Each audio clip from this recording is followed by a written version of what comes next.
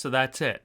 What, we some kinda 12 strongest DC villain teams video? The DC universe is home to some of the greatest bad guys in all of fiction, so it's always a blast when these villains decide to put their differences to the side and join forces to take down some superheroes. From secret societies to alien alliances, there's certainly no shortage of bad guy team-ups, so let's rank the 12 strongest villain teams from DC Comics. Starting off this list, we've got the Rogues, a team comprised of the Flash's enemies. The group first appeared in August 1962's The Flash number 130, and its lineup consisted of Captain Cold, the Trickster, Mirror Master, the Top, and Captain Boomerang. Since then, the Rogues have continued to pop up across the DC universe, usually appearing as foes of whoever is currently operating as the Scarlet Speedster. One of their most iconic stories, Full Throttle, featured them actually managing to take down Bart Allen. Now, just because the Rogues are at the bottom of the list, that doesn't mean I think they're lame or anything. I actually think they're really cool. They've got something that other villainous groups don't have, and that's a genuine bond of friendship. They're almost like supervillain frat bros. The Rogues have a strict code of conduct, including not killing anyone, and that's a very commendable aspect. For supervillains, I guess. However, this is also what keeps them from being as truly powerful as some other villainous teams. By following this moral code, the Rogues keep themselves in check from unleashing their true power, allowing them to be defeated more easily by their superhero enemies. This makes them a bit more likable and keeps them more grounded than some of DC's more bloodthirsty supervillain alliances, but it's undeniable to think of how powerful the team could be without those self-imposed restrictions. Oh, and don't even talk to me about the version of the Rogues from the Arrowverse. The only reason those bozos ever got anything done is because the Flash apparently just kept forgetting that he has super speed and could take their guns away. At least the actors were having fun. Someone better call 911. Argus director Amanda Waller runs the Task Force X program, which enlists supervillains and forces them to work for the government as part of the Suicide Squad. While teams like the Justice League handle the more world-shaking threats, the Squad is taking care of less savory jobs, such as assassinating a maniacal dictator. While this does technically put them on the side of good, Task Force X's lineup is made up of a rotating roster of truly despicable and strange villains, who are only going along with it thanks to the bombs planted in their necks. Interestingly enough, Amanda Waller is actually the most evil person associated with the Suicide Squad, and she uses the group as her own personal hit squad just as much as she uses them for matters of national security. She frequently makes secret deals with members of the team, which tend to either undercut or completely contradict their stated mission, in favor of forwarding her own personal agenda. They may not be as overtly powerful as a group like the League of Assassins, but Amanda Waller's total control over Task Force X still makes them a serious threat. And as the team's members can tell you, there's no tearing down the wall. While the Suicide Squad may have initially been a fairly obscure pet project for creators like John Ostrander to blow the heads off some obscure villains, the group has become one of DC's most iconic teams in recent years. They've had several media adaptations including film, television, and video games, and they've essentially become A-listers in the comic book world. As someone who has loved the Squad ever since I started reading DC years ago, it's been a really strange and somewhat bumpy journey, but I'm excited to see what the future holds for this unlikely group of bad guys.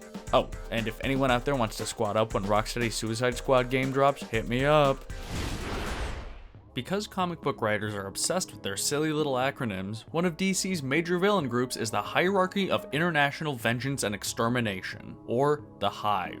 The group is usually depicted as foes of the Teen Titans, although they've also taken on heroes like Superman and the Atlanteans. Due to their status as major players in the criminal underworld, the H.I.V.E. have connections to other iconic villains like Deathstroke, Lex Luthor, and Hector Hammond. Oh, and if you couldn't get it by now, their motif is bees. They like bees.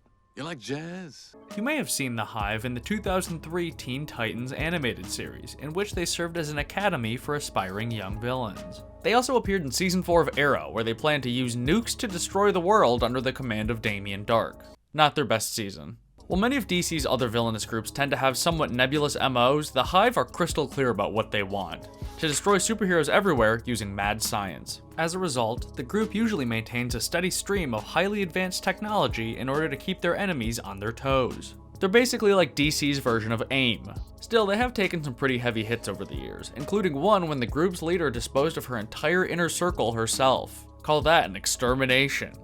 Get it? Cause they're like bees. Hey, look at me, I'm wearing a chapstick hat. This is pathetic. The League of Assassins, or League of Shadows if you're Christopher Nolan, are pretty much exactly what it says on the tin. They're an elite group of highly trained killers, taught and led by the immortal villain Ra's al Ghul. Despite having members across the globe, the League can often be found stirring up trouble in Gotham City, thanks to Ra's obsession with Batman. He sees the Dark Knight as a potential successor to lead the League after he's gone, and frequently tries to coerce Batman into taking his life and marrying his daughter Talia. The most iconic feature of the League is their use of the Lazarus Pits, pools filled with a mysterious substance that allows them to resurrect the dead. Ra's and his followers have used these pits to recover from several near-certain demises, and as long as they have access to them, the League's members will never be able to be permanently killed. Which is great for a superhero whose whole thing is not killing people, except for in Batman v Superman. And Batman Returns, but we don't talk about that one. Some notable villains associated with the League include Bane and Lady Shiva, and usually whenever someone connected to them shows up in a comic, it's treated with a ton of danger and gravitas. Being a League of Assassins member has essentially become shorthand for being a badass in DC Comics, but that's also part of the reason why they're not super high on this list. The League have definitely been stripped of a lot of their more subtle traits over the years, and at this point they've kind of become just a generic martial arts cult. Yeah, fun fact about me, I'm actually a Taekwondo black belt, so I'm basically the same as them. Yeah, I could do that too.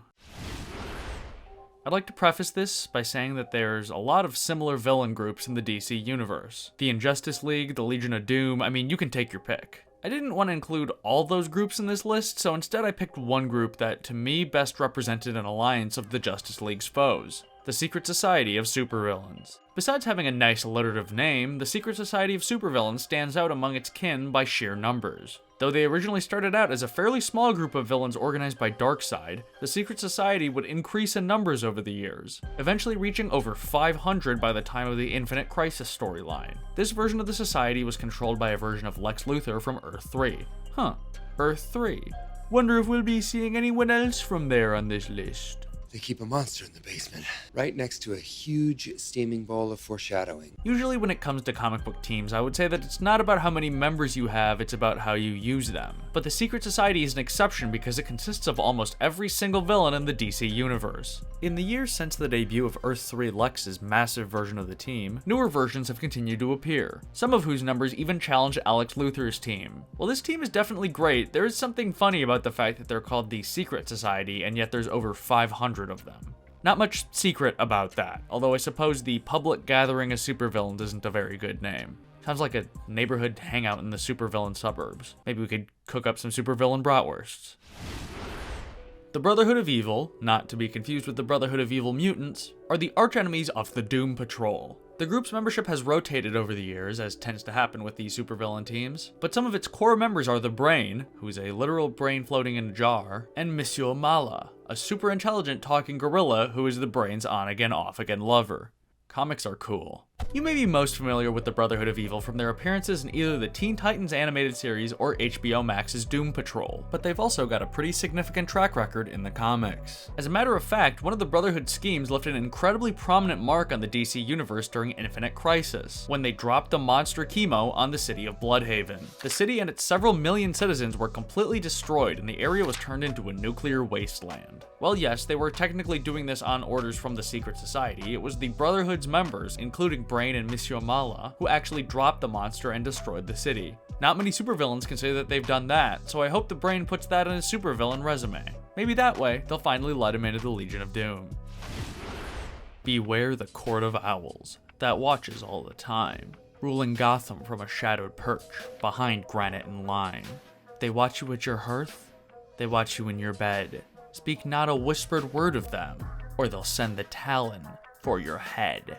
That's the nursery rhyme that tells of the existence of the Court of Owls, a mysterious cabal that pulls the strings in Gotham City. And to that I say, what kind of parent is telling that nursery rhyme to their kid? That's terrifying. As the story goes, the court is made up of Gotham's most powerful citizens, and they secretly control everything that happens in the city. Along with running the most powerful businesses, the court also supposedly uses an army of undead foot soldiers called Talons to enforce their will.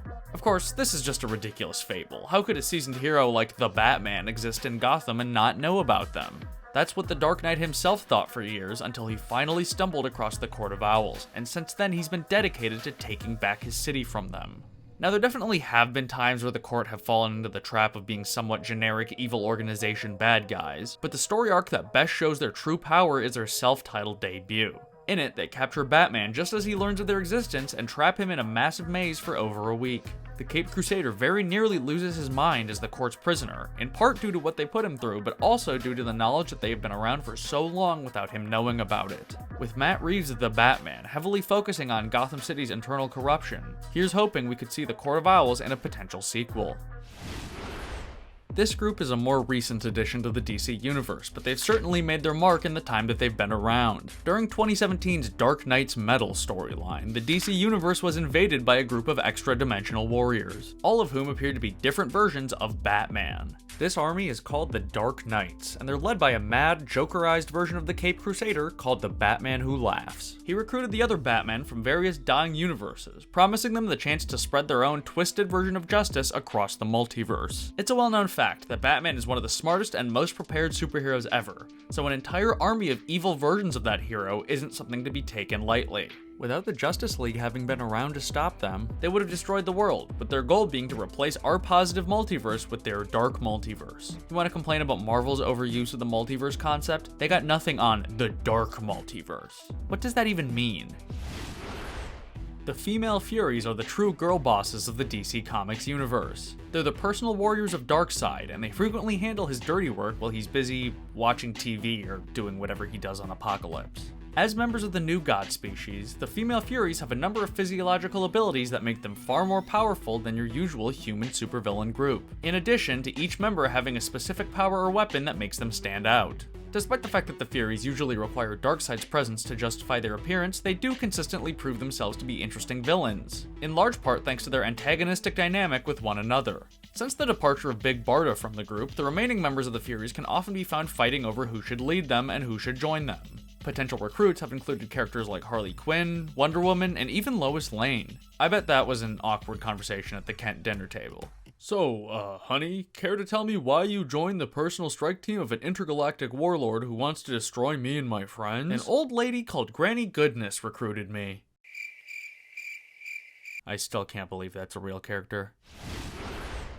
Zombies. You heard of them? The living dead. Shambling around, hungering for brains, getting blasted away by you and your friends in co-op video games. You know the drill. Now imagine if those zombies had superpowers. That's the Black Lantern Corps, and they are terrifying. In June 2009, DC Comics began a major crossover event called Blackest Night, which featured thousands of deceased heroes and villains being resurrected to join the Black Lanterns. Upon being resurrected, these characters lost sight of everything except for a desire for vengeance and a hatred of the living. In a twisted inversion of the way that the various lantern groups wear powered rings, the Black Lantern rings were actually wearing the corpses, channeling their energies through the various bodies in an attempt to summon the monstrous villain Necron.